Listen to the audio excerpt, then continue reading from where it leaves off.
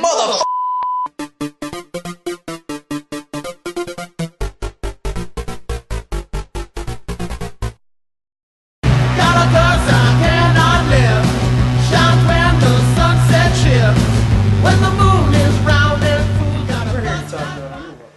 Underworld Rise.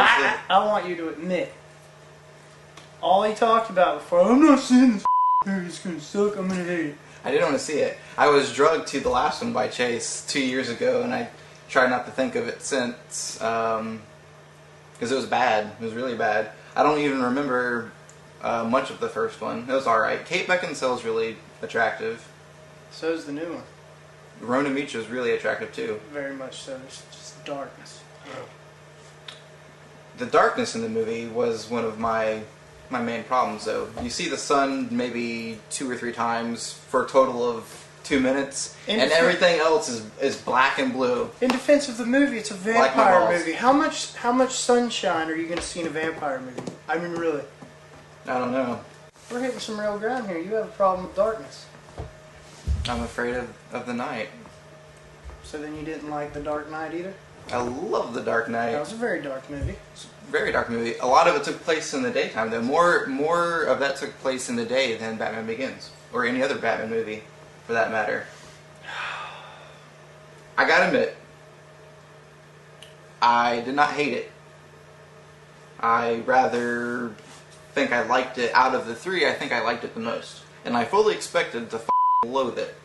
And I really concur with him on this. This is definitely... I like all the Underworld movies, unlike this guy. I think Black hater. I think the first one is a little bit worse than this one. The second one, I think, is just horrible all the way through and through. This coming from a man that hated Blade 3. I did hate Blade 3. He has a hard-on man crush for Ryan Reynolds. A man crush. Yeah, he does. Look, Van Wilder is one of the greatest movies of all times, and any movie that Ryan Reynolds is in is good. And he has a man crush on him. But when I sat down... Do you own Blade 3? No, I do not. I don't either. Your thing went kind of dark. I think it's fine. Yeah, no one really pays attention to that anyway with such a shining light like you on... Yeah, let's talk about the guy... Lucius. Lucius? Like Lucius Fox? Like Mr. Wang? That might be something we need to Google before we talk about it. I think his name's... Lucian? Lucian? Lucius? Lucius. Maybe it is Lucius. It's something with the L-U-C. It's Lush something.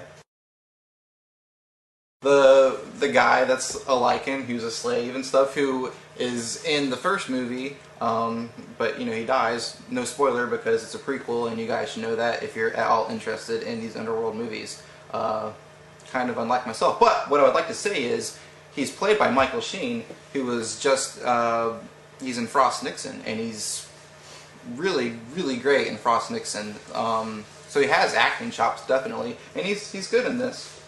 I think he was very good. Also, the fellow that plays Victor, what's his name? Victor? Yeah. Bill Nighy. Bill Nighy. I think Bill Nighy is a very good actor in this movie also. He is. He shows emotion where there's no emotion to be shown. Once again, I enjoyed the Underworld movies, 1 and 2, but 2 really kind of, it was a Blade 3 of sorts. I would compare Underworld 2 to Blade 3. It was you could sit down, watch it, eat some popcorn, maybe touch yourself, but other than that, it could have gone straight to DVD for all I was concerned. Yeah. I give the first one around 7 or an 8, and that's worth seeing the sequel. Now, when I saw the sequel... Sequel 2. Yeah, the sequel was definitely... I'd give the sequel 5. Really? Yeah. Because, due to this prequel, I'll probably... When the prequel comes out to DVD, I'll go ahead and buy all 3 now. Really? Because you're going to buy a trilogy of the Underworld movies? Because of the prequel was that good, I think. When considering the other 2 in the series, this prequel is better than the other 2. So it is a decent prequel. And as far as just the movie in general, though, it's alright. Michael Sheen's character, the main werewolf guy, gets captured 1 too many times, I think. Yeah, definitely. On a vampire point of view, he'd have been done for the first time he escaped. Yeah, yeah. And on a werewolf point of view, like, I mean, really, if you're going to plan the great escape, why are you going to do it at night when the vampires... Yeah, let's wait until night to where the vampires can run out and... Can get us. Yeah. You know? if I'm going to plan a great escape for werewolves and my Lycan brothers, I'm going to do it as the sun's rising when we're supposed to be watching them. Yeah. I'm going to unlock the thing from my neck that keeps me from becoming a Lycan. I did like that. That was kind of cool. They have a device around the werewolves' necks that's basically spikes here. So if they try to transform, they'll, commit suicide basically, which is kind of neat.